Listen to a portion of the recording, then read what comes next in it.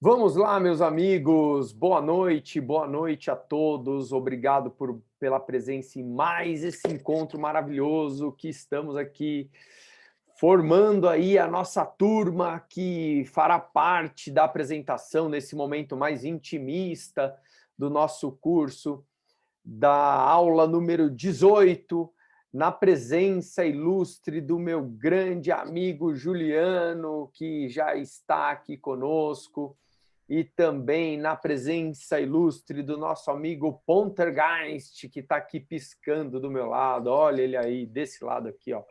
Poltergeist não poderia deixar de estar presente na nossa reunião hoje.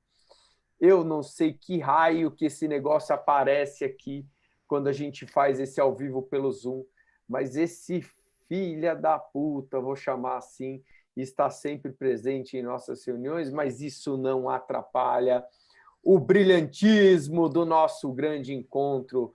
Doutor Juliano, boa noite, tudo bem por aí? Boa noite, mestre Fábio. Tudo excelente, tudo ótimo. Vamos que vamos. É isso aí, meu amigo. E hoje um encontro extremamente importante. Acho que esse curso que já trilhou aí longas discussões, nas últimas aulas começou a se guiar para um aspecto mais globalizado da nossa saúde, né? Com a presença aí da professora Marina e agora com a presença do professor Juliano, a gente está focando muito bem numa questão bastante interessante, né? Que é a questão global da nossa saúde, e acho que hoje não vai ser diferente, independentemente das questões biomecânicas, a gente precisa focar nessa questão de saúde propriamente dita, como está a sua saúde antes de mais nada, para que você consiga praticar atividade física e para que os fenômenos biomecânicos apareçam aí de uma forma mais brilhante, vamos chamar assim, de uma forma mais harmônica no nosso organismo e que não sejam, digamos, exacerbados para o lado negativo a partir do momento que a nossa saúde geral não está em dia.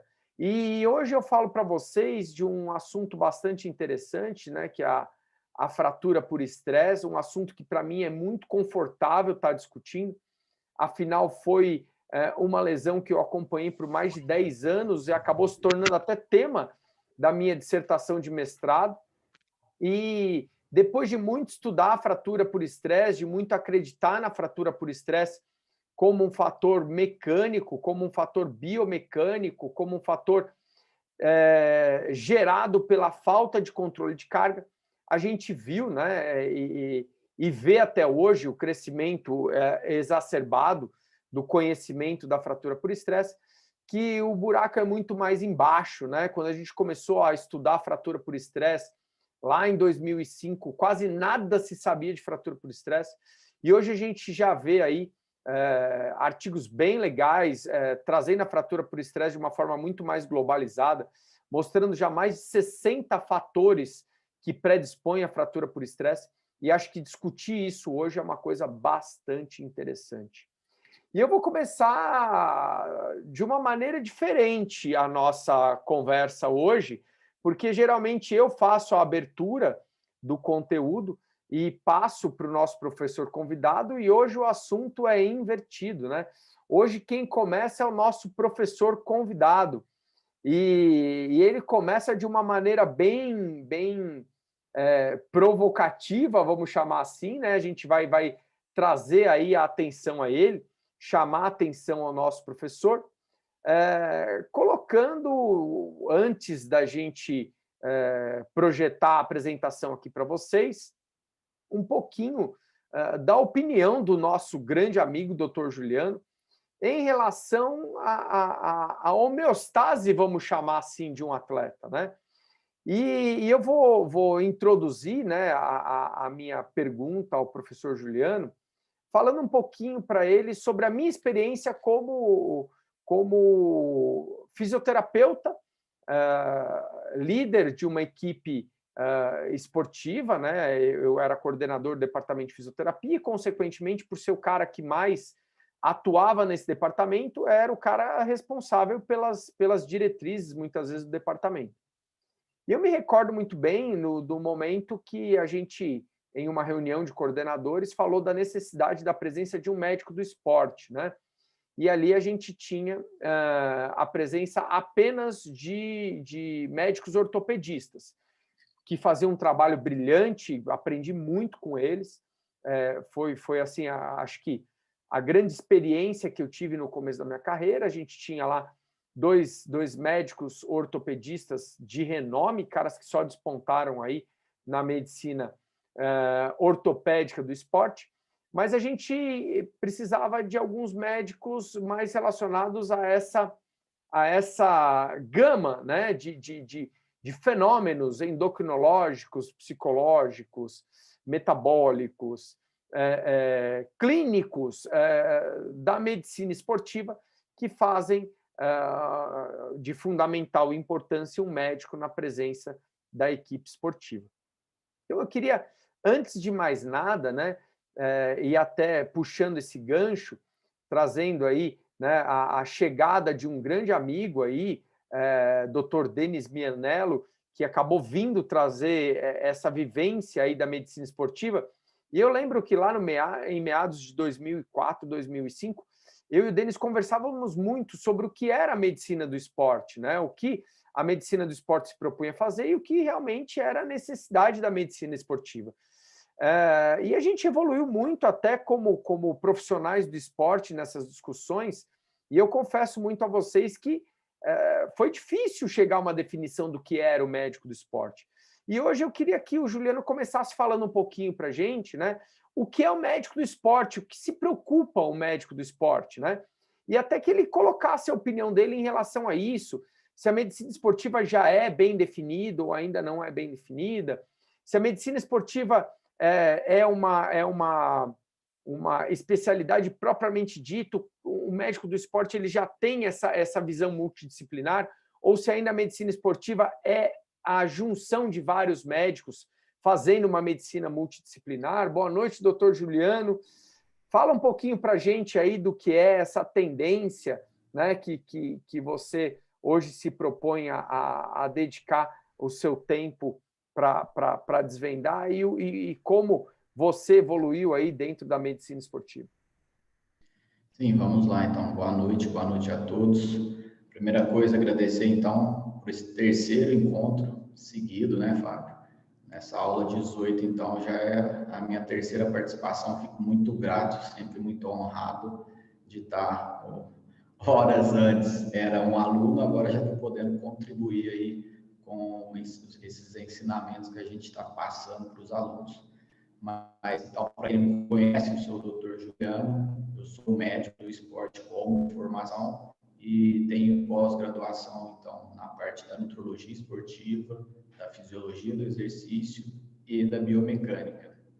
Então, assim, realmente, como o Fábio falou, a visão e até como que está se posicionada a medicina esportiva atualmente é uma coisa muito nova. Então, não é algo novo no mercado, mas ela já é considerada uma especialidade, sim.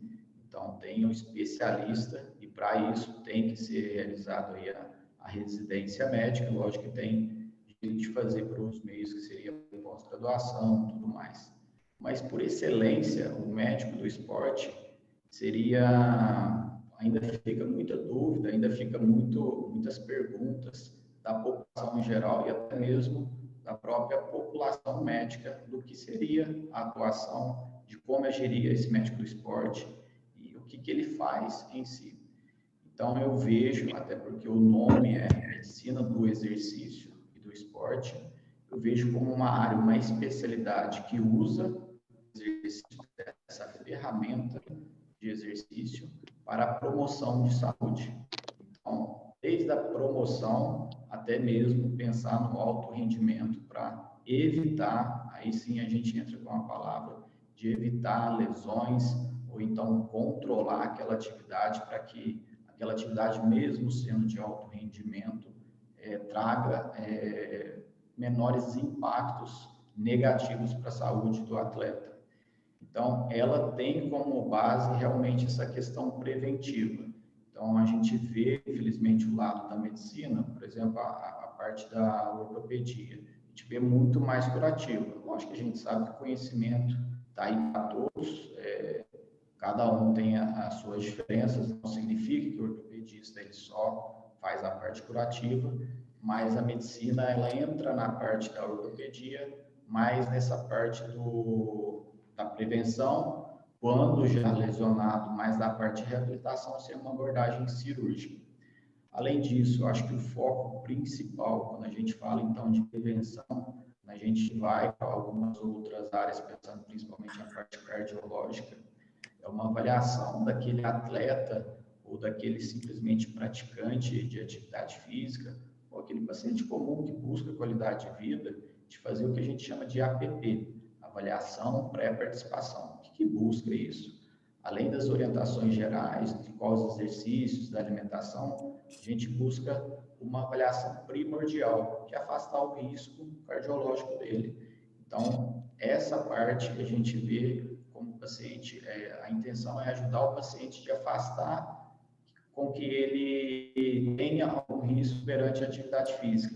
E quando a gente fala isso, eu até concordo, fico um pouco confuso, às vezes até a gente dá o próprio tiro no pé, como especialidade, quando passa, na hora de passar essa informação. Porque, na verdade, o paciente, ele fica, então, achando, então, vou fazer exercício, eu tenho que procurar o médico. Logo, o exercício é ruim. Muito pelo contrário. O pensamento, o que a gente quer, por exemplo, no caso do paciente que ficou sedentário, que está com não sei quantas, já ao passar das idades, não cuidou da saúde, eu quero fazer avaliação para ver qual foi o estrago na saúde dele do sedentarismo, dos maus hábitos, do hábito do cigarro, do ingesta de álcool, enfim. Eu quero, então, saber como está a situação dele, como está a saúde dele, depois de todo esse desgaste e como eu posso programar uma atividade para ele de uma forma mais produtiva e não expor ele ao risco, mas devido todo aquele percurso que ele percorreu aí. Ou então, por exemplo, pensando em atleta mais jovem, paciente mais jovem, aquela parte mais investigativa buscando patologias inerentes do organismo. Então, alguma malformação, alguma coisa mais relacionada à parte genética. Então, a gente busca, então, diminuir essas mortes súbitas ou diminuir ou prevenir alguma coisa que a gente consiga detectar antes que o paciente comece, inicie esses treinos, essa atividade, mas sempre pensando, então, no benefício dele como um todo, geral. Então, cada hora a gente vai pegando um ponto. Eu vejo, assim, o médico do esporte como aquele, sempre o paciente vai estar no nosso centro, mas uma vez que o paciente está no centro e tem uma equipe multidisciplinar, aí eu coloco, além de médicos, a fisioterapia, a psicologia, a nutrição, o profissional de educação física e assim vai. Eu vejo o papel do médico do esporte como aquele que consegue integrar todas essas especialidades em prol do paciente para conseguir unir numa só conduta, porque a gente ainda vê muita condutas, enfim, cada um tomando separado. Então, o físico fala uma coisa, o nutri fala outra, o médico fala totalmente o oposto que o nutricionista falou, o cardiologista, então, proíbe o exercício, o ortopedista também, o reumatologista fala, não vai cair, senão você vai machucar. Enfim, acaba que o paciente fica perdido. O paciente que tem vários médicos, não consegue ter um só raciocínio e um só direcionamento pensando em sua patologia.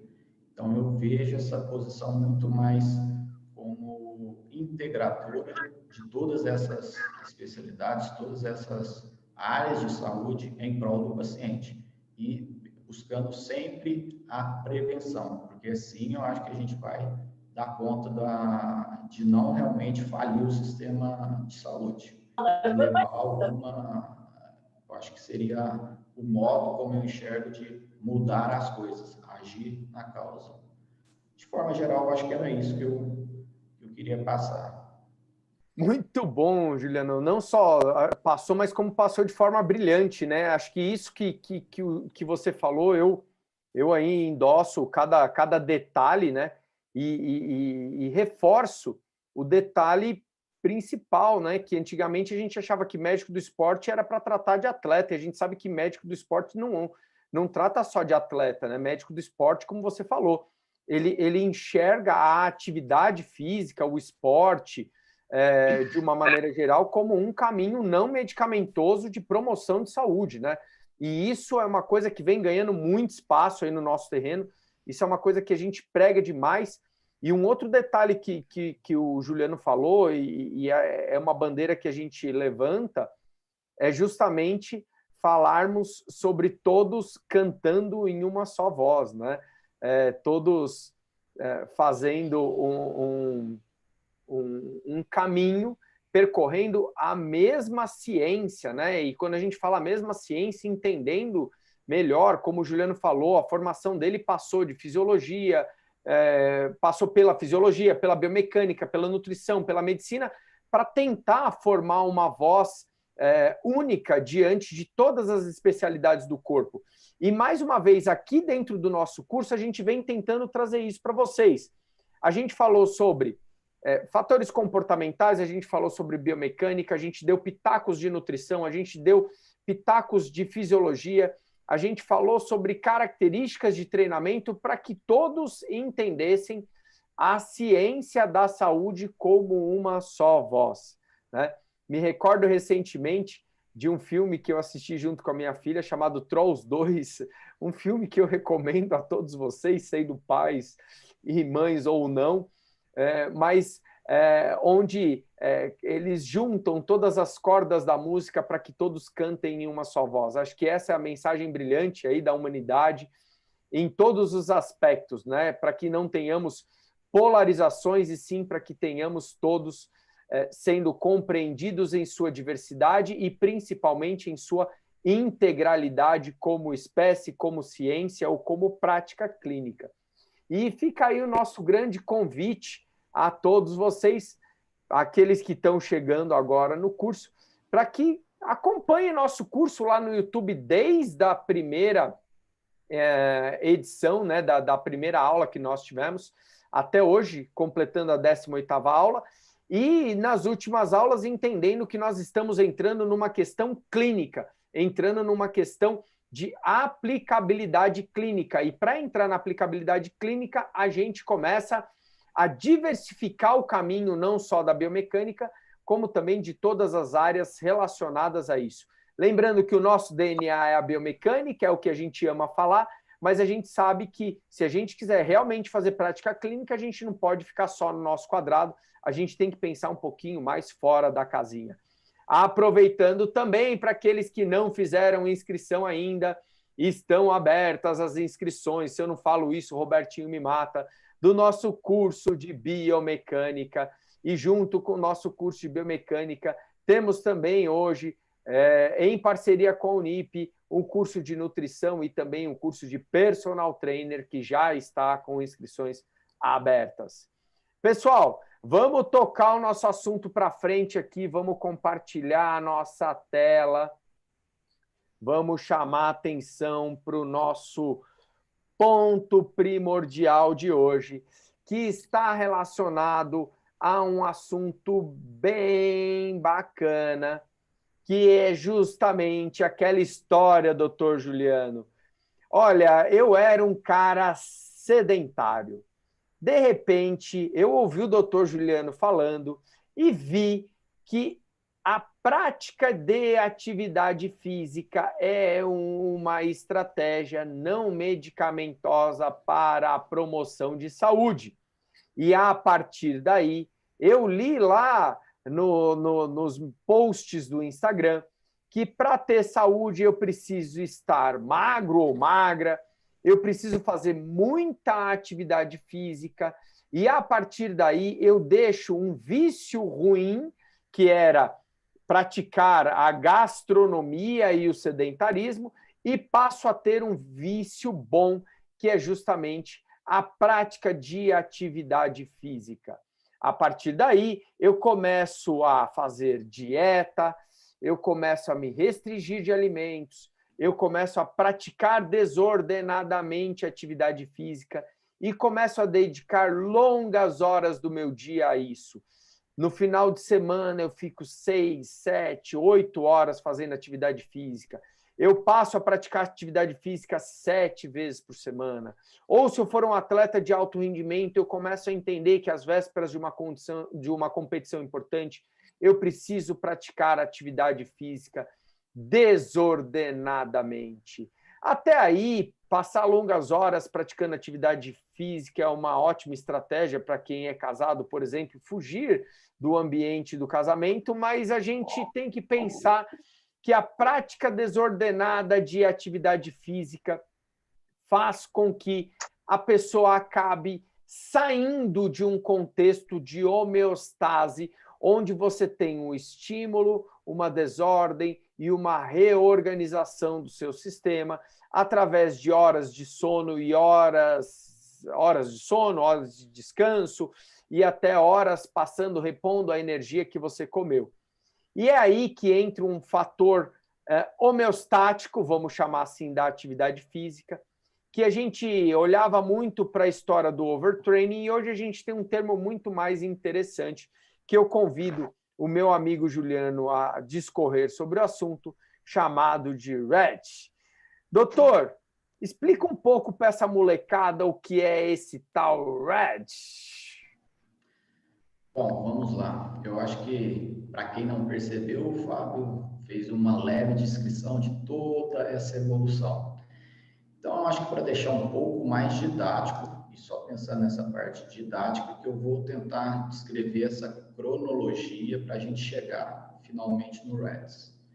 Então, aqui quando a gente... ô Fábio, a minha seta aqui vocês não vê, né? Eu consegui... Eu vou riscando mostrar aqui para você, Juliano. Fica à vontade. Tá. Só sei falando que nós passamos então, rápido. Vamos lá. Então, quando a gente vê esse triângulo aí chamativo, chamando a atenção de vermelho da tríade, vamos começar para deixar bem claro a parte cronológica, como o Fábio quis falar. O paciente ele adere então à parte da atividade física, vai fazendo um bom volume, só que cada vez mais buscando alguma coisa, independente se for ou não for um atleta, mas a gente tem um ponto-chave aí, mais uma vez, eu vou passar falando de uma forma mais cronológica para ficar didática, mas a gente tem que entender que isso acontece de uma forma geral, acometendo todos os sistemas, mas como que começou? Da onde que surgiu esse REDS?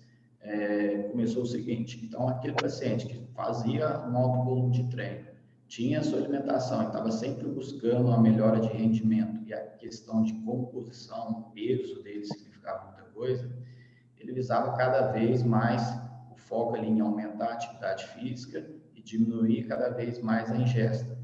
Isso, essa parte da ingesta, seguido ou não de algum distúrbio alimentar, por exemplo, a gente pode ter o distúrbio alimentar aí da anorexia, a bulimia, ou simplesmente aquela prática de baixa ingesta calórica, visando aí cada vez mais a alta performance aí do rendimento.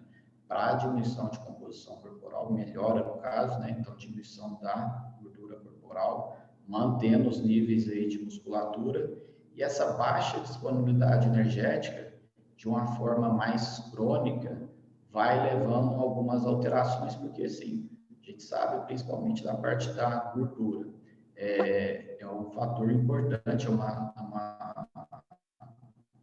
é a composição que faz a nossa produção hormonal. Então, uma vez que a gente não tem isso como depósito, não tem isso como substrato, a gente começa a ter alterações. Então, aquele paciente que, a partir daquela alteração na absorção, na quantidade que ele ingeria de calorias, então esse déficit calórico, ia chegando a tal ponto que ia alterar a parte metabólica dele. Diga de passagem, essa parte diretamente hormonal. Então, por que começou nas origens com tríade da mulher atleta? Porque isso foi se visto, porque a mulher tem a grande questão da menstruação. Então, isso é muito mais visível, essa alteração, quando se tem uma alteração hormonal.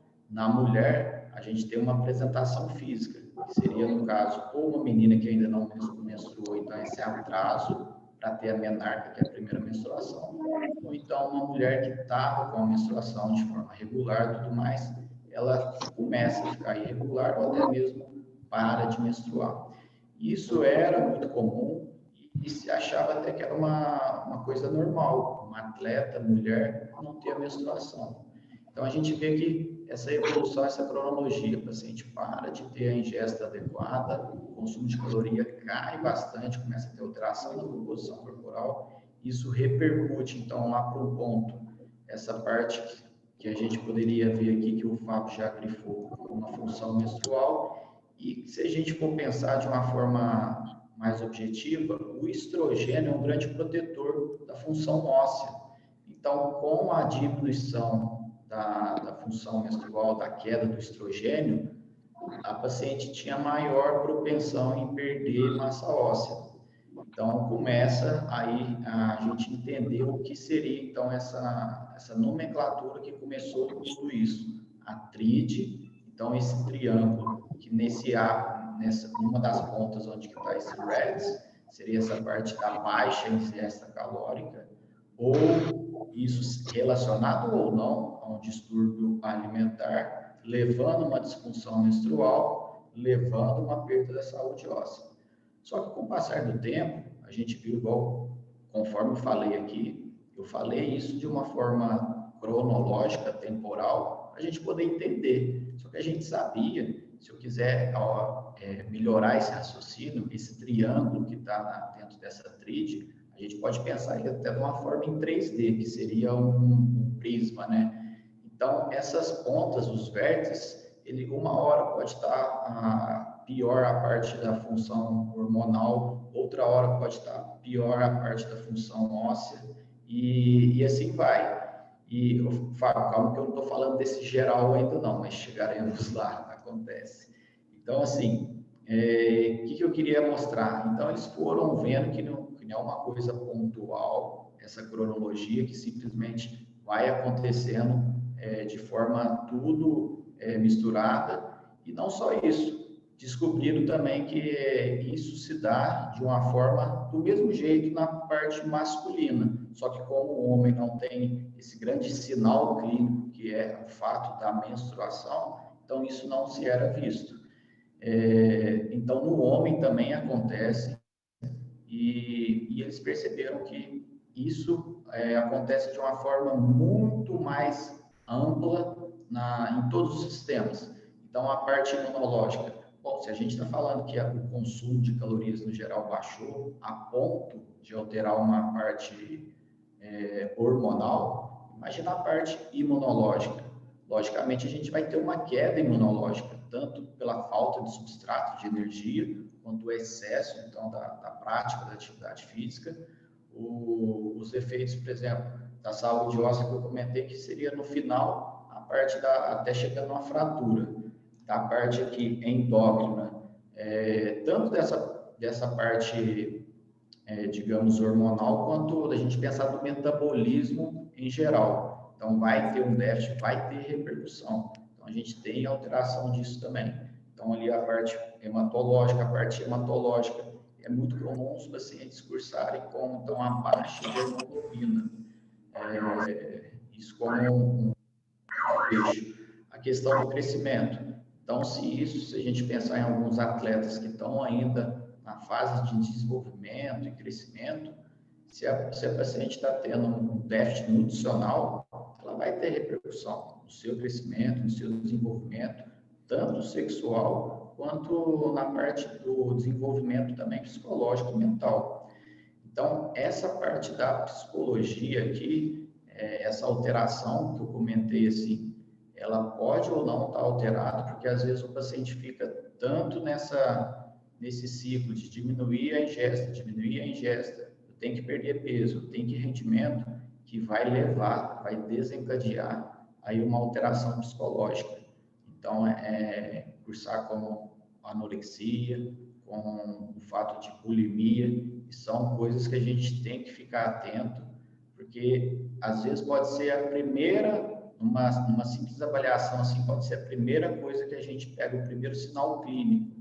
Porque eu estou falando assim, que uma coisa, o que isso tudo, esse gráfico, essa imagem clássica, né, do REDS, o que ele quer nos mostrar? Que além de pegar todo o sistema, a gente tem que entender que não é para esperar, se você pega um paciente que ele já tem uma fratura, que ele já tem essa fratura por estresse, você já pegou esse paciente muito atrasado, então você já pegou ele com todas as consequências possíveis, ele já está com a fratura, então ele já teve a sua alteração da parte hormonal, ele já está com um déficit crônico aí, e isso que vai levar toda essa alteração.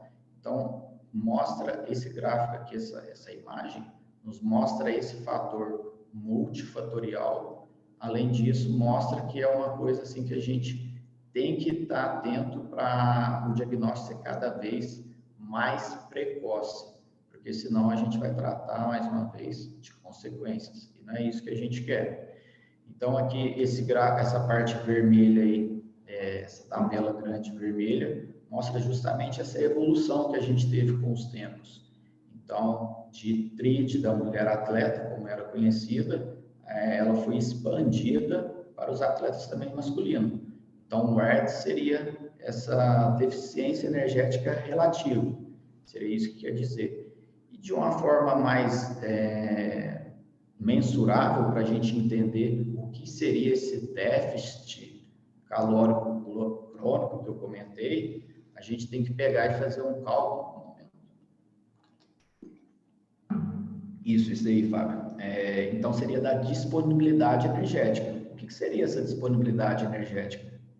Por exemplo, suponhamos, se você faz a sua alimentação, então essa é a energia que você consome, certo? Então, é a ingesta calórica diária. Se você tirar dessa ingesta calórica diária, ou seja, sua energia que você consome, se você tirar só a energia que você gasta para o exercício, vai ficar uma energia disponível para o corpo. Essa energia a gente divide pelo peso, mas o peso sem a livre de gordura. Então, seria só o peso magro. Então, essa divisão, na hora que a gente faz, então, esse valor, você faz essa diferença e divide pelo peso magro, que a gente chama, a gente tem essa energia disponível para vamos entender assim, para o organismo não só recuperar, mas desenvolver. Quanto que seria em números para a gente ter uma noção? Por exemplo, acima de 45 é o ideal, porque a gente está fornecendo energia para o organismo recuperar, e para ele não só recuperar, e tentar aí, às vezes, um ganho de massa muscular, a manutenção óssea, tem tudo isso. E como os valores, assim, para chamar a atenção, abaixo de 30, quando a gente faz esse cálculo, então já chama atenção que é um risco aumentado para levar o REDS. E diga-se de passagem, tem pacientes que a gente pega e faz cálculo que está em 15. Aí valores de 15 é como se diz, você está pedindo, né? Mas já peguei paciente que quando a gente faz o cálculo chega até de 8, Fábio. Então, assim, é algo que chama a atenção nosso e a gente não precisa, mais uma vez falando, a intenção de estudo é passar o conhecimento, lógico, geral, mas qual que é a nossa intenção na clínica? Vamos transparecer isso daqui, vamos jogar uma coisa mais didática para a clínica, é tentar fazer esse diagnóstico de uma forma mais precoce. Então, uma simples avaliação psicológica, um simples questionário da parte da alimentação. A gente tem vários questionários que a gente busca aí algum distúrbio alimentar. Uma simples pergunta, por exemplo, como que está a sua menstruação, no caso da mulher, que é algo muito fácil e hoje em dia, infelizmente, alguns ainda acham que é normal uma mulher, por ser atleta, não menstruar.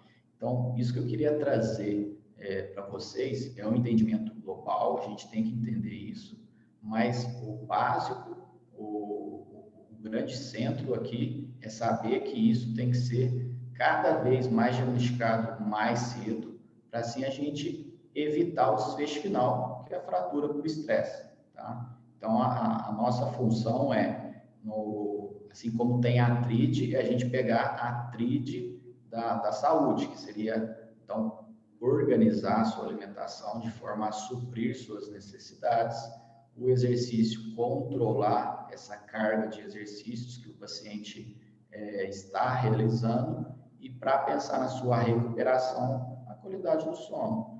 Então, assim, a gente tem essa visão geral da evolução de TRID para REDS e pensar na prevenção disso tudo. Ok? Juliano, meu amigo, que impacto isso na nossa vida, não?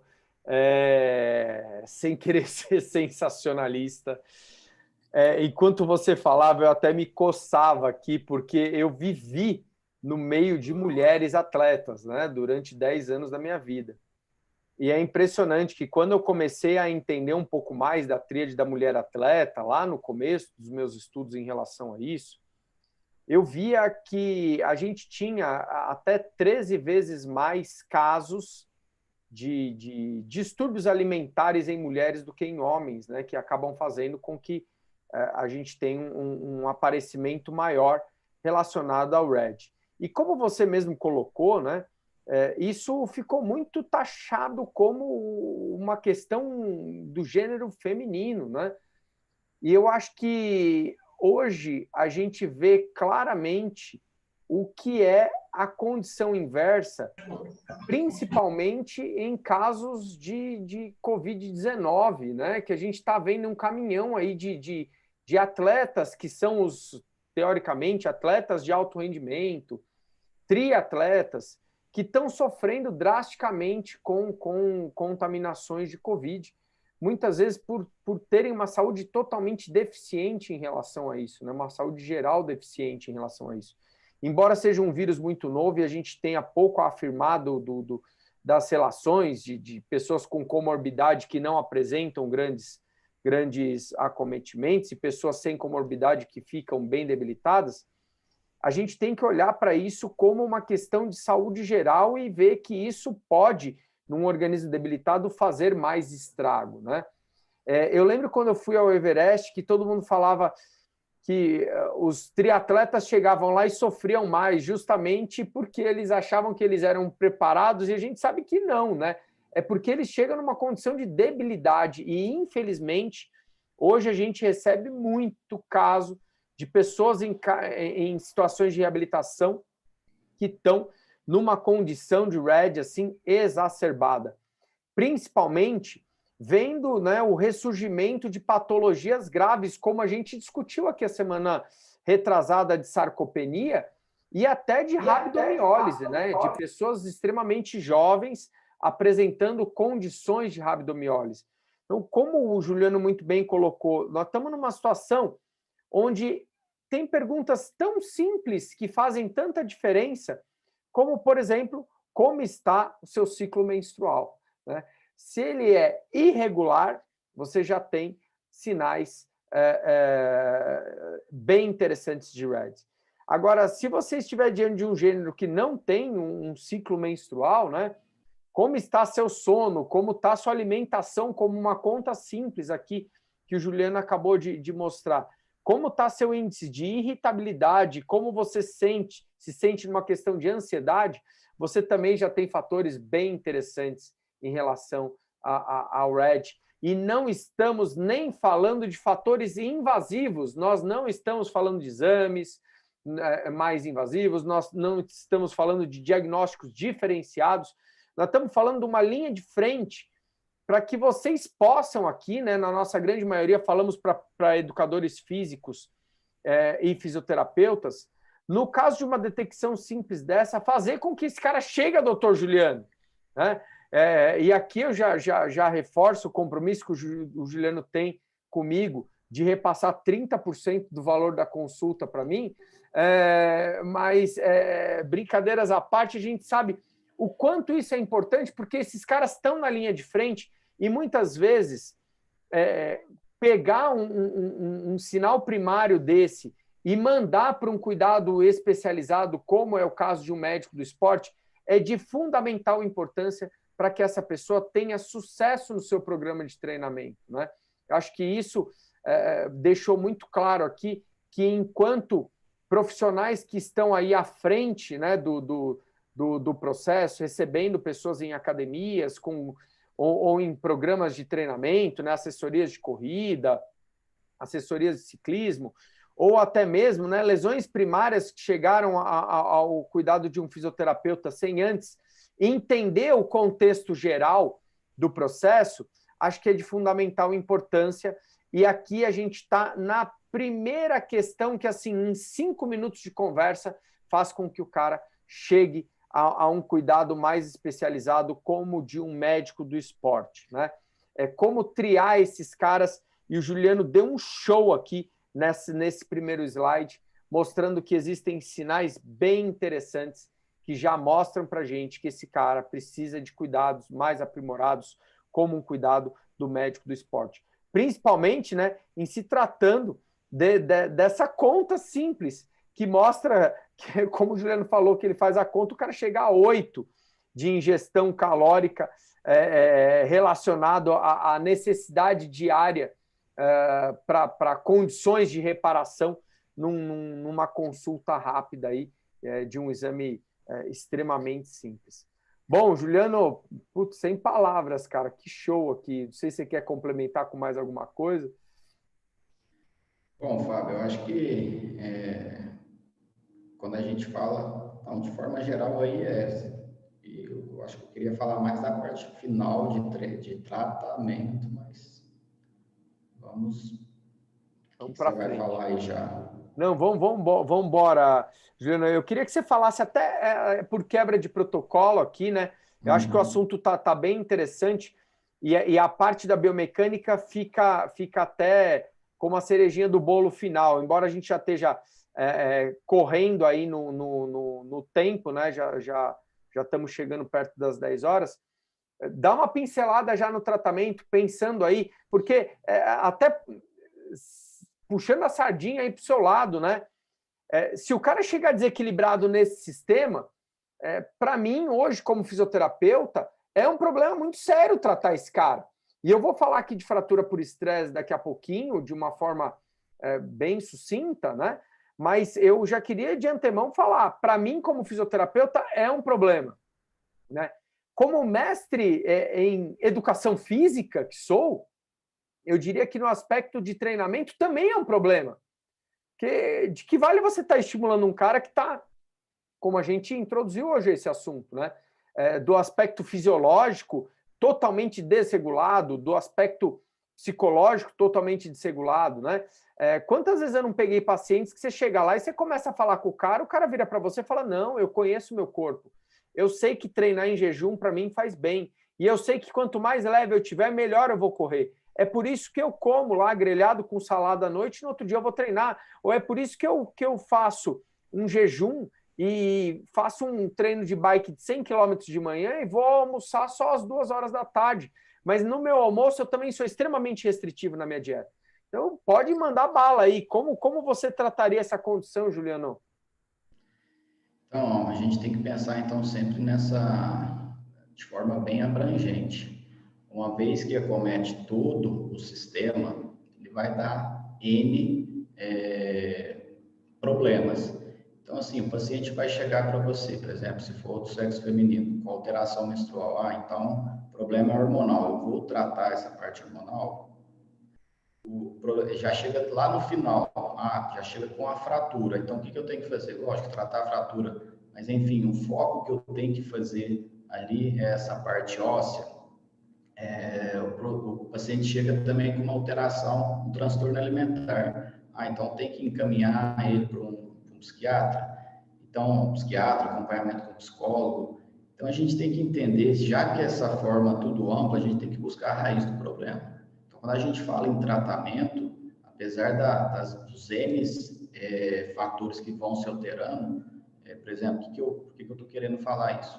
Às vezes a gente vê muito, até uma questão não questionando que é certo ou errado, mas é uma questão a gente levar muito ainda a discussão, que é a questão, por exemplo, do sexo masculino. Aí o paciente está evoluiu para uma fratura de estresse, fazer o uso, por exemplo, de algum recurso ergogênico ou hormonal. Seria esse o ponto? porque a gente tem que pensar que o trabalho todo, a causa toda foi a questão alimentar. Então, você pode até usar. Isso aí está ainda muito novo, enfim, em muita discussão. Mas o que é o entendimento? Se a gente fala de tratamento, a gente tem que entender que o erro foi alimentar. Então, primeira coisa, excluir algum transtorno alimentar. Você exclui algum transtorno alimentar e faz simplesmente a readequação da parte da alimentação, se for o caso, com suplementação. Lógico que acompanhamento aí com a equipe multidisciplinar. Então, eu vou precisar aí da nutricionista me ajudando, eu vou precisar de uma terapeuta para poder também me ajudar aí nessa parte psicológica. Se for o caso da associação aí com o transtorno, até mesmo o psiquiatra. Então, isso que a gente tem que pensar. Se todo problema vem com a restrição calórica, o tratamento é comida. Então, não adianta querer ficar tratando, lógico, teve a fratura, vai ter esse ponto, mas não adianta ficar querendo tratar alteração hormonal, alteração metabólica, isso tem que ser visto também, mas não adianta de nada se não for tratado de forma correta a causa. Então, alimentar direito é um tratamento muito simples, mas muito difícil de fazer, porque envolve muita a questão mais psicológica. Como é que você vai falar para aquele atleta que ele tem que comer? Ele não quer de jeito nenhum, porque senão ele vai ganhar peso. E na cabeça dele isso é perda de rendimento. Ele não entende que ele vai melhorar a composição dele de tal forma para ele melhorar o rendimento. Então, é algo, apesar de simples, muito ainda difícil de passar direto para o paciente, se você for um profissional sozinho, assim. Por isso que essa equipe multidisciplinar ela é de forma primordial no tratamento do REDS. Fantástico, Juliano, fantástico, fantástico. Eu diria a você que, dentro da minha prática, são as dificuldades que eu encontro, né? Eu quero fazer ginástica para ser magra ou magro, tá certo? Você sabe a consequência disso? Não sei, não quero saber. E tenho muito ódio, né? Faço voodoo de quem sabe. Que eu desfaleça, eu não vou comer, eu vou fazer bastante treino para quanto mais treino eu fizer, mais eu gasto caloria e mais eu vou emagrecer. E a gente sabe muitas vezes, né, dentro da biomecânica, pelo conceito clássico da biomecânica, que a melhor forma de gastar energia do sistema é trazendo esse sistema para o mau funcionamento. E trazendo o sistema para o mau funcionamento, a gente está ferindo o princípio da biomecânica, que é de preservação do sistema. Isso a gente já falou aí nas aulas de alta intensidade que são vendidas hoje no mercado, né?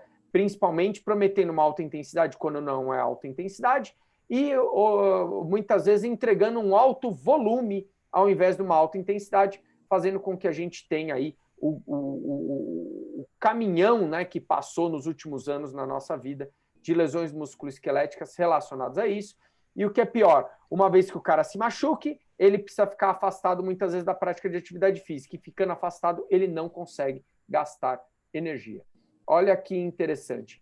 Vejam como o ciclo se fecha de forma muito harmônica e, ao mesmo tempo, a gente quebra ele pela falta de conhecimento dessa harmonia de ciclo. Já que estamos falando... Deixa eu só fazer uma conclusão por favor, rápida doutor, da por clínica favor. mesmo. O que a gente vê, então, na vida real? É aquele paciente que o treinador está descendo a lenha, o rendimento dele está caindo e o cara está preguiçoso e desce a lenha e aumenta o volume de treino. E cada vez mais ele cai no rendimento. Então estou caindo no rendimento, eu vou parar de alimentar. Diminui a ingesta calórica. Com o tratamento, se você faz, então, essa adequação e melhora o aporte calórico, você vai ver ele subir no rendimento. Você diminui o volume de treino, você vai ver ele subir o rendimento. Você fala assim, pô, mas eu estou dando menos treino, mais comida e o cara está melhorando. E realmente era o que estava precisando. Então, é isso que a gente vê na prática. Então, tem que ficar bastante atento nisso, que mais do que nunca a gente está com a frase na cabeça, né? Menos é mais. Então, é saber disso tudo, saber dosar tudo isso. Fantástico, Juliano, fantástico, fantástico. E E acho que esse é o maior ciclo bionegativo que o atleta cai, né? Estou perdendo rendimento, eu como menos, eu treino mais. Eu como menos, eu treino mais. Ou estou às vésperas de uma grande competição, preciso treinar mais. E é nessa hora que a gente vê, né, o quanto a biomecânica é importante, até porque já foi falado aqui que hoje a gente sabe que um dos primeiros fatores da diminuição de técnica de movimento ou de velocidade de movimento já é um sinal de fadiga. E já seria um sinal muito interessante a ser colocado, né? Na aula do Felipe a gente viu isso, treinamento baseado em velocidade. A gente já viu aqui aulas onde a gente discutiu que se o cara perde a altura de salto, é um sinal que ele está perdendo rendimento de membro inferior, e até por correlação, né? Eu falei isso na nossa aula de agachamento, a gente vê que quando o sujeito perde a altura de salto, já existe correlação de aumento da creatinoquinase, ou seja, um indicador de degradação muscular, um indicador de fadiga. Vejam mais uma vez, o nosso mercado, infelizmente, ainda é muito poluído em informação ruim. E principalmente o nosso mercado clínico. Acho que esse é o grande intuito que encorajou a gente a desbravar esse curso. Por quê? Quando a gente olha para a pesquisa hoje evoluiu demais e muitas vezes ela fica dentro do laboratório por falta de interação entre o cientista e o mercado de prática clínica. Em contrapartida, o cara que está no mercado de prática clínica perde a vontade, perde o endosso aí do estudo e da interação com o cientista. No final da história, né, como o Dr. Juliano falou muito bem, quem perde com tudo isso é o nosso paciente, né? Equipes batendo cabeça, cada um tentando puxar para o seu lado, e quando cada um tenta puxar para o seu lado, muitas vezes um contraindica, o outro indica, e o que fica é o pepino na cabeça do paciente. Vamos cantar todos juntos numa só voz. É por isso que hoje temos aqui falando médicos, educadores físicos, fisioterapeutas, para que todos entendam o seu lado, para que todos vejam o quanto é importante uma formação mais complementar no sentido de entender a multidisciplinaridade, para que a gente consiga fechar um fator interessante, que é justamente o fator de contribuição para o consumidor final. Bom, pessoal, Juliano falou demais, pegou toda a minha fala aqui, mas falou brilhante, a gente perdoa ele. Vamos lá, vamos para os nossos apontamentos sequenciais. Bom, eu vou começar a minha fala rapidamente aqui, mostrando um artigo bem interessante, né? Que a gente costuma dizer que quando um sujeito olha para a biomecânica, ele acha que ele está ali na fantástica fábrica de chocolate. Pelo fato da biomecânica falar muito de questões físico-matemáticas, as pessoas não entendem muito a física e a matemática e acham que o biomecânico é muitas vezes um grande conhecedor de todos os segredos do universo, quando não. É um mero mortal como todos nós e está com sua ciência cada vez mais tentando trazer fatores que contribuem para a nossa informação. Então, um dos primeiros fatores que a gente pega, né, e aqui eu peguei como exemplo a prática da corrida, que é uma condição muito popular, é de que quando um sujeito tem uma lesão, eu preciso fazer uma investigação biomecânica.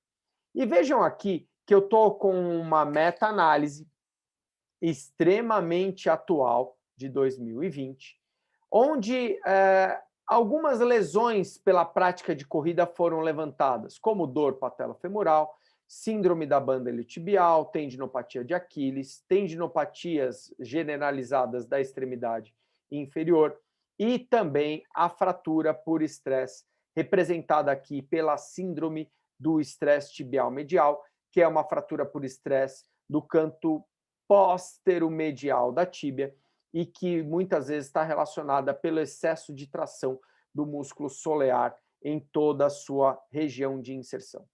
Vejam que é um estudo bastante amplo, né, onde foram considerados aí 923 participantes, aqui embaixo no slide, sendo que desses 484 estavam feridos e 439 fizeram parte de um grupo controle.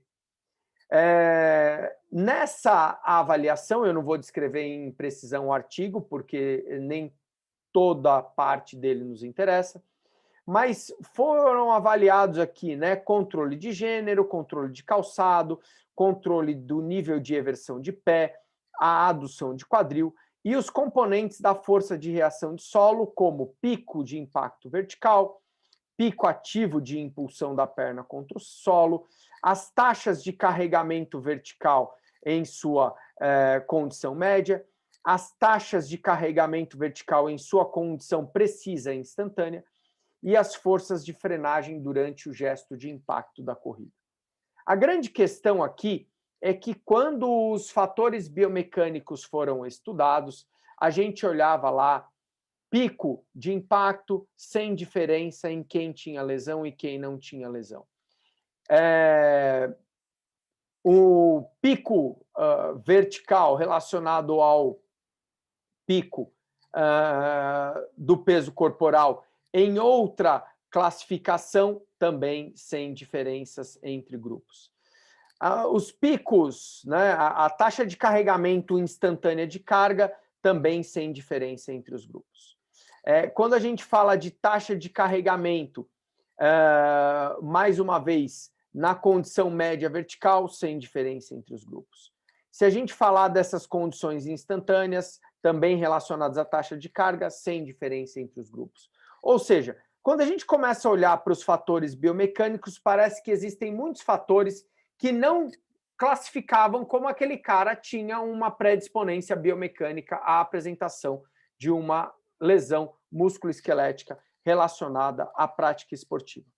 Um dos pontos que chamou a atenção foi justamente que, quando o assunto era gênero feminino em corredoras recreacionais, a adução de quadril foi importante, mostrando que o grupo controle, o grupo sem lesão, aduzia menos o quadril, ou seja, o grupo com lesão musculoesquelética tinha um maior drop pélvico quando o assunto era corredoras do gênero feminino.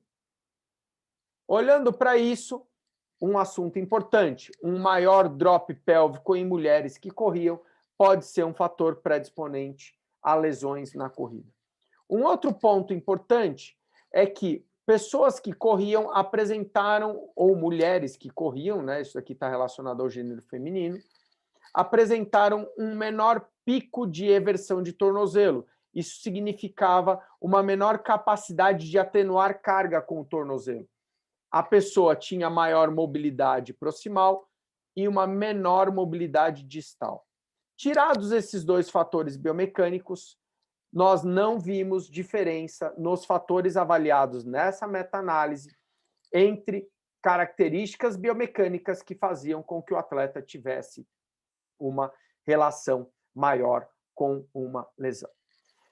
Vou parar aqui a minha explicação e vou falar para vocês sobre uma coisa interessante, que é a força de reação de solo. A interação entre o corpo e o chão no qual ele se locomove. Esses pontos que eu passei para vocês fazem parte de componentes da força de reação de solo. E vejam que, quando eu olho a carga de força de reação, eu estou medindo a força de ação e também a força de reação, uma vez que elas são semelhantes. Uma vez que elas são iguais, porém, em condições opostas, relacionadas aí, né? Mesma magnitude, mesma direção, porém em sentido oposto. Então, quando eu falo de força de reação, que é um indicativo legal da biomecânica, eu não estou olhando para condições como essa. Eu não estou olhando, por exemplo, para a força do quadril. Eu só estou olhando para a interação entre pé e solo. Outra coisa interessante que a gente tem que olhar aqui é que, com a associação da cinemática e um aumento do drop pélvico, não necessariamente eu estou olhando para um estresse na banda iliotibial, por exemplo, que é mais estressada com o drop pélvico. Isso significa que, em um determinado momento, pode ser que essa banda iliotibial esteja suportando esse drop pélvico. Isso não significa que ela vá suportar por tempo infinito. E aí vem a grande questão da biomecânica, né? Pessoas que têm banda mais forte suportam por mais tempo, pessoas que têm bandas menos fortes suportam por menos tempo. A gente entra numa condição individual. Outra coisa interessante é que uma queda de banda, um estiramento de banda por drop pélvico, pode estar relacionado a uma condição de fadiga. E quando a gente fala de condição de fadiga, a gente também entra numa comparação. Pessoas que têm mais energia para gastar demoram mais tempo para fadigar. Pessoas que têm menos energia para gastar fadigam com mais velocidade. Então, mais uma vez, a gente entra no que o Juliano acabou de falar. Qual é a condição energética que você tem? Qual é a disponibilidade energética que você tem para praticar o esporte? Se você está em dieta restritiva, você tem uma condição energética menor. E estamos agora abrangendo todas as questões. E ainda agora, falando da biomecânica, eu queria falar de um outro fator interessante, que é a condição de falha muscular e o quanto chega de carga lá, por exemplo, dentro do osso do sujeito. Que isso também é um fator da biomecânica, mas que está relacionado a um outro tipo de biomecânica que a gente chama de biomecânica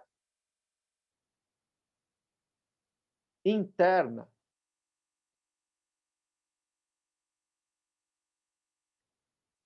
Muito mais difícil de ser mensurada. Se eu estiver olhando para um artigo de biomecânica externa, como é o caso disso daqui, a interação entre pé e chão, eu olho lá, não tem diferença, não tem diferença, não tem diferença. Não tem diferença em fatores externos. Mas será que existe diferença em fatores internos?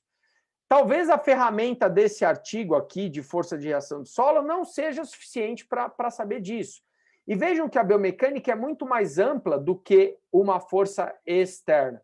Então, a gente costuma dizer que, assim, para falar de biomecânica, você tem que entender a biomecânica como um todo. E para falar de lesão, você tem que entender a biomecânica como um todo dentro de uma classificação multidisciplinar. E a partir daí você começa a falar que você se torna menos vulnerável a uma condição de lesão musculoesquelética.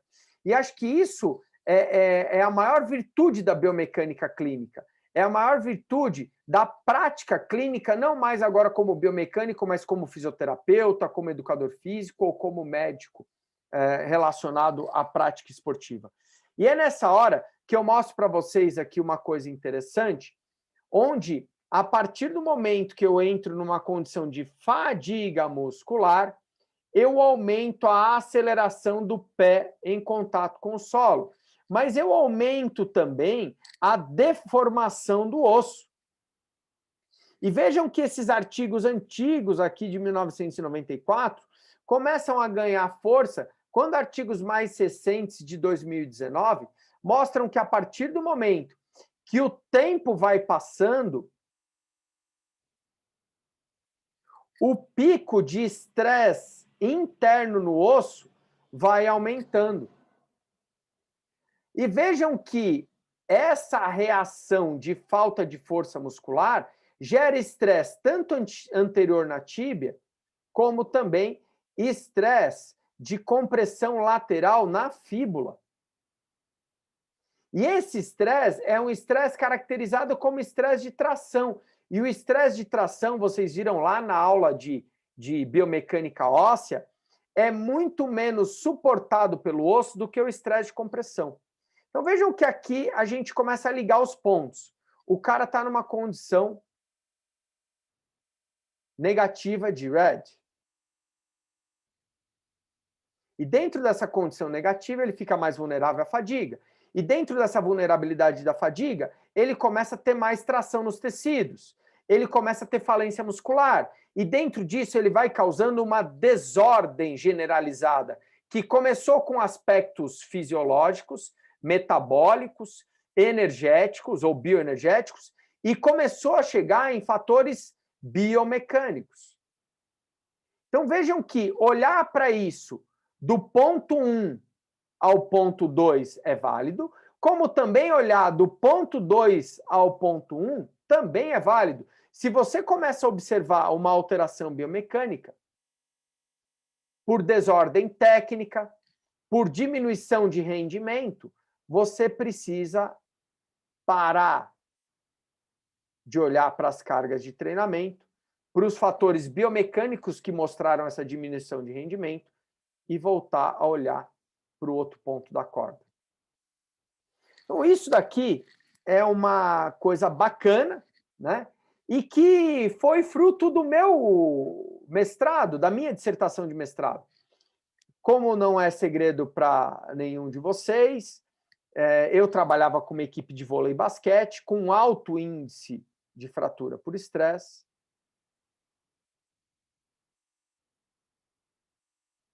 Principalmente nas regiões de tíbia e fíbula.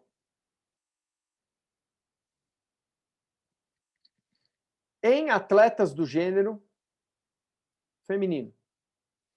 E naquele tempo, Jesus e toda a comunidade do esporte diziam que quando você tem uma fratura por estresse, você tem um excesso de impacto. E você errou, principalmente, como falávamos, né, de vôlei e basquete, nas cargas de salto. O salto é uma modalidade de alto impacto, você deu excesso de salto e você gerou fratura por estresse. Em conversa com o meu querido amigo e orientador, professor Júlio Cerca Serrão, ele falou, vamos medir o impacto dessa porra. Vamos ver se realmente pessoas que apresentam fratura por estresse têm mais impacto, porque como que no mesmo time você pega duas jogadoras com a mesma carga de treinamento, uma desenvolve fratura por estresse e a outra não desenvolve fratura por estresse. Sendo que elas realizaram o mesmo número de saltos. Vamos medir. Vamos ver se pessoas que têm fratura por estresse têm diferença na capacidade coordenativa de atenuação de impacto. Não, não tinham. Nós não vimos nenhuma diferença na atenuação de impacto de pessoas que tinham fratura por estresse quando comparadas a atletas do gênero feminino, praticantes da mesma modalidade, vôlei e basquete, que não tinham fratura por estresse. Bom, se no salto não tem diferença, olha que outra coisa interessante. Quando uma atleta apresentava fratura por estresse, o técnico tirava essa atleta da condição de salto e colocava essa atleta, enquanto o osso não consolidava, para a condição de mudanças de direção.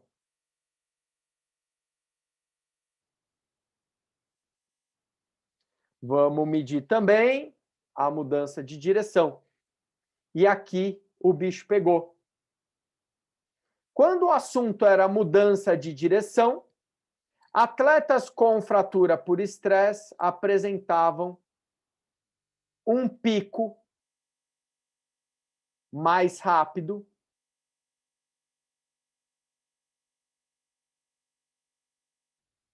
do que atletas que não tinham fratura por estresse. Ou seja, atletas que apresentavam fratura por estresse apresentavam um pico de carga mais rápido, 25% mais rápido, do que pessoas do grupo controle.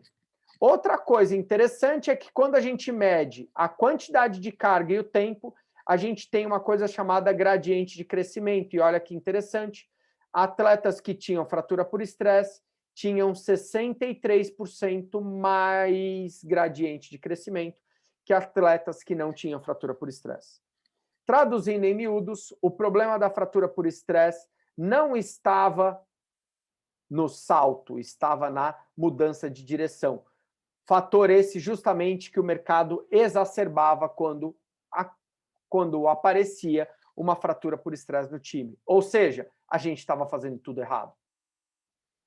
Vamos Vamos tentar entender. Numa mudança de direção, quando o atleta tocava o pé no chão, existia um maior envergamento da tíbia, uma maior velocidade de queda do pé e, consequentemente, esse atleta tinha menor capacidade de atenuação na mudança de direção e, ao mesmo tempo, uma maior tração anterior no osso. Esse foi um trabalho feito em 2011 e vocês viram lá que em 2019, em medições de forças internas, viu-se que isso realmente acontecia. O fato maior é que em 2011 a gente não tinha ferramenta para medir isso e 10 anos depois, aquilo que a gente já dizia que acontecia, mostrou aí através de um artigo mais invasivo de biomecânica interna que realmente fazia com que as nossas hipóteses acontecessem. O que mais chamou nossa atenção num segundo momento foi que os músculos que conseguiam atenuar isso, tibial anterior, que foi o que a gente mediu, apresentavam um atraso significativo no grupo com fratura por estresse. Eu costumo dizer que esse trabalho ele foi se construindo ao longo do tempo, né? Por quê? Isso daqui a gente mediu em 2011, e olha que em 2016, uma grande amiga, Alexandra Soares, no mesmo laboratório, orientada pelo mesmo orientador, professor Dr. Júlio Cerca Serrão, mediu a instabilidade crônica de tornozelo de atletas de futebol do gênero feminino em condições de marcha, corrida e salto, e viu que quando uma atleta apresentava instabilidade crônica de tornozelo, ela tinha menor capacidade de atenuação de carga, menor capacidade de produção de força no tornozelo e uma maior dificuldade de posicionamento articular do tornozelo. Isso fez a gente voltar para os nossos dados e levantar no nosso grupo lá de 2011 com fratura por estresse uma outra lesão em torse de tornozelo. E eis que quando a gente achou o grupo com fratura por estresse, a imensa maioria do grupo, para não falar 2/3 do grupo, tinha um histórico de entorse de tornozelo e lesão ligamentar no ligamento talo-fibular anterior. O que significa isso? O talo-fibular anterior é um ajudante do tibial anterior. Se eu perdi o talo-fibular anterior, eu perco a capacidade de informação do tibial anterior. E vejam que, perdendo a capacidade de informação do tibial anterior, eu chego a um outro componente, o retardo do tibial anterior. Retardando o tibial anterior, eu deixo a tíbia mais vulnerável. E deixando a tíbia mais vulnerável, eu tenho maior predisposição em fratura por estresse, principalmente em mudanças de direção, onde o tibial anterior é solicitado.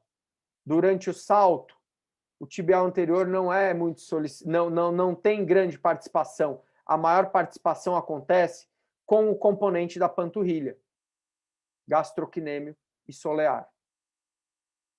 Notem o tamanho da maçaroca que a gente fez aqui. E olha que interessante. Quando você está falando de um músculo como o tibial anterior, na ausência de um ligamento talo-fibular anterior, ele fica exacerbadamente mais ativo. Isso faz com que ele aumente o processo de fadiga.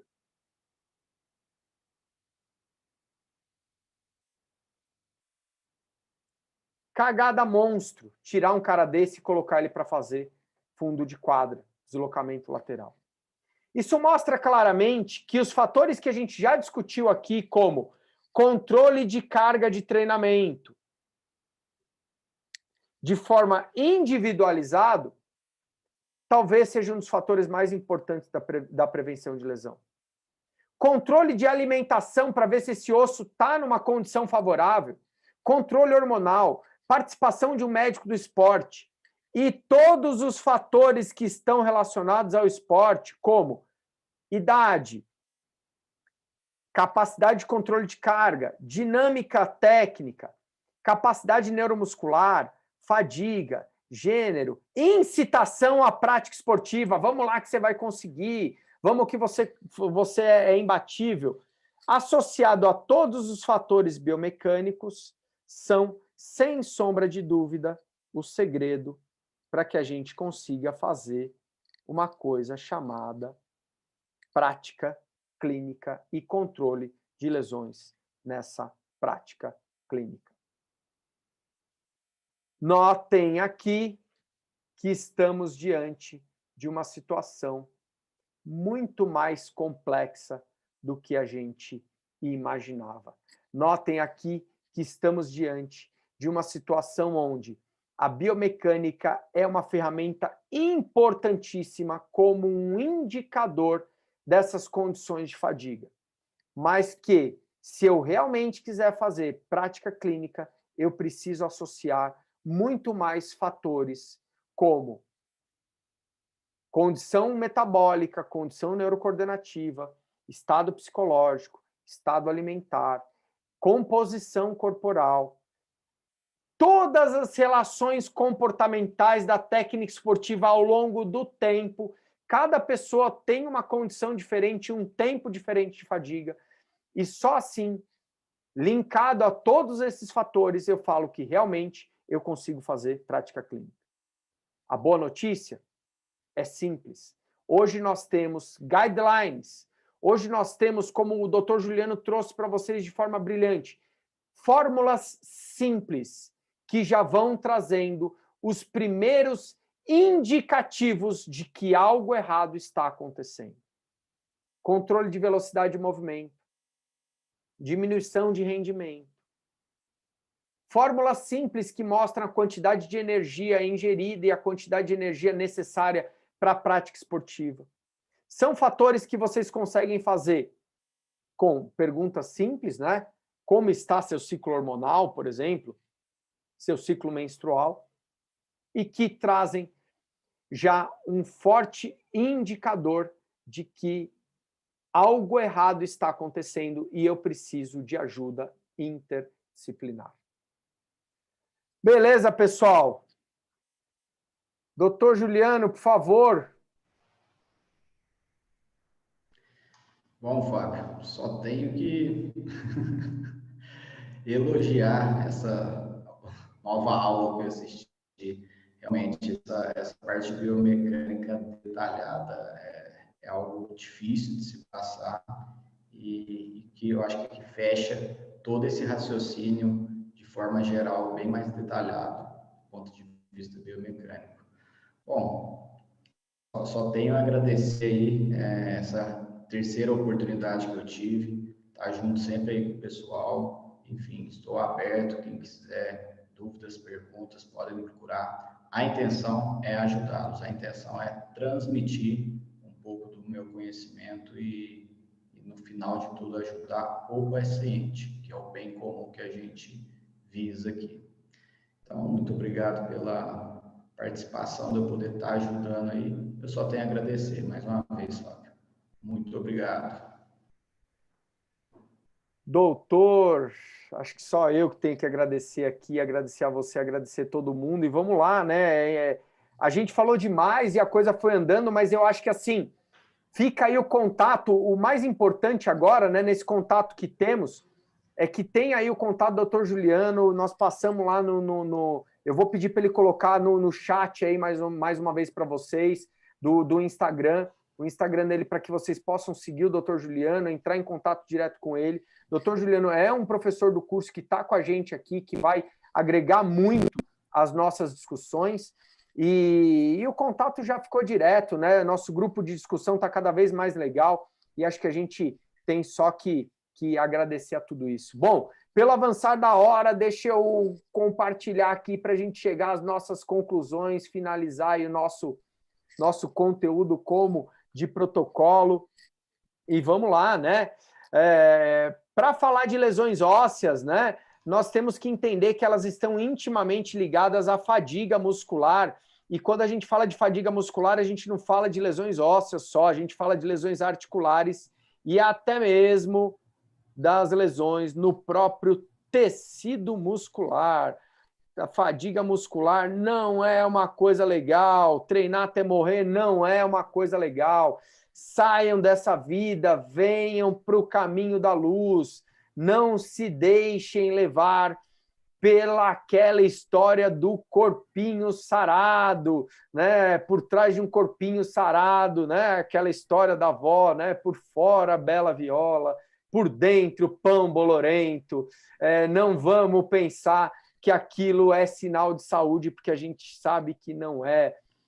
Agora que eu já estou casado, eu falo, vamos assumir a barriga, vamos todo mundo vir para o meu lado, vamos nos abraçar e cantar numa só voz, né? Olha lá, ao se avaliar forças externas, pode-se não encontrar diferença nos parâmetros como predisposição à fratura de estresse. Lembrem-se que a biomecânica é muito mais ampla do que a força externa. Para se falar que você tirou um dado de biomecânica, você tem que associar vários fatores, inclusive, como eu falei já algumas vezes, o grande boom da biomecânica aconteceu quando ela começou a se associar a outras disciplinas, como o controle motor e também a fisiologia, a anatomia. A anatomia já foi a raiz da biomecânica, mas os artigos mais novos, né, principalmente falando aí de nutrição, controle motor e fisiologia. A mensuração direta de forças internas é extremamente invasiva, o que dificulta muitas pesquisas nessa área. E eu vou até além, né? A complexidade de cálculo de força interna é alta, não só para quem faz o artigo, como para quem lê o artigo, né? Poucas pessoas da biomecânica conhecem a dinâmica inversa e muitas vezes essas pessoas se veem tentadas a ir para um dado de fadiga muscular, um dado mais simplista, e não conseguem chegar a dados mais parrudos, como a mensuração de microestiramento ósseo, que é um dado bem legal. Quer entender mais disso? Vem fazer nossa pós, vem com a gente, que a gente vai desbravar tudo isso com vocês. Condições anormais, como diminuição da cortical óssea e deficiências hormonais, como a tríade da mulher atleta, ou os famosos REDS, Relative Energy Deficiency in Sports, podem agravar o problema e fazer com que a gente tenha aí uma condição generalizada. Não deixem de usar e abusar do médico do esporte. O pleno entendimento das lesões prévias é de fundamental importância para o controle de novas lesões ortopédicas. E aqui, sem querer puxar a sardinha do meu lado, eu falo que assim como não é qualquer fisioterapeuta, não é qualquer educador físico, não é qualquer médico do esporte que pode ajudar vocês. Procurem aqueles que têm uma visão mais globalizada do assunto. E eu falo com muito orgulho da referência do meu grande amigo, Dr. Juliano. E eu fecho aqui com uma questão pessoal, né? Estamos nesse curso cada vez mais evoluindo na ideia de que a prática clínica é uma arte complexa, sendo seu sucesso dependente da associação da biomecânica com outras áreas da esfera da biodinâmica do movimento. Meus queridos amigos, meus queridos alunos, minhas queridas amigas, minhas queridas alunas, mais uma vez, foi uma honra estar aqui com vocês. Muito obrigado pelo ilustre momento que vocês me trazem. Muito obrigado por estarmos mais uma vez aqui reunidos até 10h30 da noite, falando de coisas legais. E muito obrigado para o meu querido amigo professor Juliano, que encerra a participação desse curso, mas é corpo docente do nosso curso de pós-graduação. Para quem não fez inscrição, faz a porra da inscrição, caralho. É assim que o Robertinho gosta que eu falo. Você tem que ser mais incisivo. Pede para a molecada se inscrever no curso, para a gente ter mais tempo para estar falando sobre isso. Estamos chegando aí na reta final. Doutor Juliano teve uma participação brilhante, um orgulho muito grande ter você aqui, falando aí da visão da medicina. e esperamos aí que agora ele esteja presente nas nossas discussões, que não vão parar no final desse curso. A gente vai trazer mais curso gratuito, vamos fazer as discussões dentro do curso da pós-graduação e vamos fazer com que essa comunidade não pare nunca. Juliano, dá tchau pro pessoal. Obrigado aí, meu querido. Fábio, eu vou dar tchau pro pessoal, mas eu vou encerrar só com um caso clínico, assim, coisa... Juliano encerrou com congelamento de tela. O que é isso? Congelou a tela dele muito. Foi alguém pegou pesado com o Juliano. O que aconteceu com o nosso amigo? Vou encerrar com um caso clínico. Alguém congelou a tela dele, bem no momento que ele ia falar o caso clínico dele. Mas tudo bem, estamos mais uma vez entre amigos e vamos encerrar isso. Agora acho que a gente vai ter que chamar o Juliano outra vez aí para falar sobre isso. Beleza, pessoal? Vamos embora. É muito bom fazer ao vivo e dar risada das nossas trapalhadas. Obrigado a todos vocês. Fiquem em paz. Mais uma vez, o Deus daqui sauda o Deus que habita cada um de vocês aí. Obrigado. Até semana que vem. Namastê. Muito obrigado. Até mais. Beijo, beijo, beijo.